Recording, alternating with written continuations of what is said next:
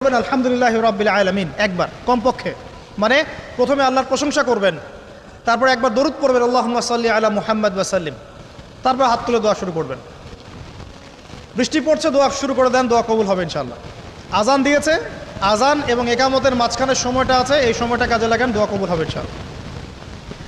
নামাজে দাঁড়িয়েছেন, সেজদায় গিয়েছেন, সেজদায় দোয়া করেন, দোয়া কবুল হবে ইনশাআল্লাহ।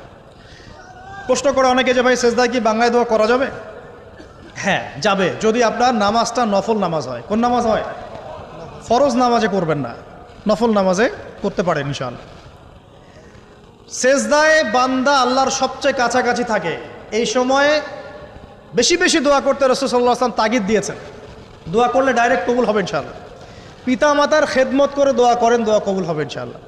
এখন তো পিতা মাতার খেদমত মানুষ করতে চায় না। এটা সেই যুগ যে যুগে পিতা মাতার সাথে দাস দাসীর মতো আচরণ করা হয়।